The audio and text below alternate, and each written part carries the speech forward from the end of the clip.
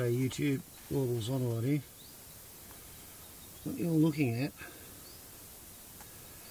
is part of the undercarriage and rear suspension of my Subaru 1800 touring wagon, and this is where age-old caked dust has been knocked off the steel, and it's been knocked off by a stick, and the stick had penetrated the rubber dust boot over the constant velocity joint, and as the rear wheel rotated, the stick was going scruff, scruff, scruff, scruff, and I heard it in the main street last Friday afternoon.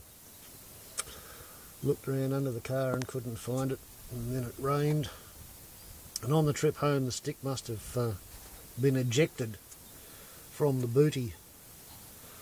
But when I had a look under it, I discovered that there was a three-cornered tear in that face of the boot.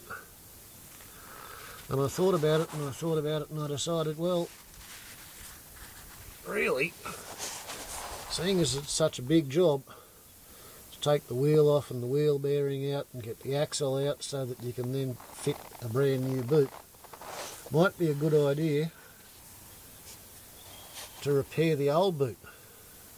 So what I've done there is I've used nylon thread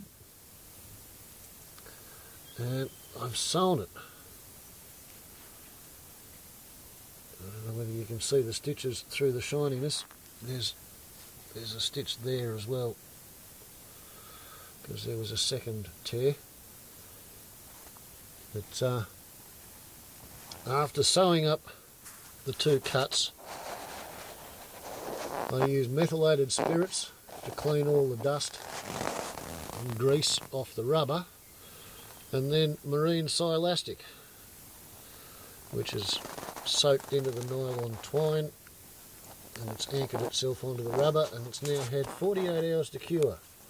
So in theory, for the price of half or three-quarters of an hour lying in an uncomfortable position doing a little bit of surgery, the critical bit in surgery is when you sew up afterwards, I think I might have saved a couple of $100 worth of labour, to say nothing of the new parts. And who knows whether the wheel bearing would be good to go back in if I pull it out. So, you know you're a hillbilly when you sew up the suspension of your four-wheel drive with a needle and thread. Wobbles on a lot to YouTube. Ciao.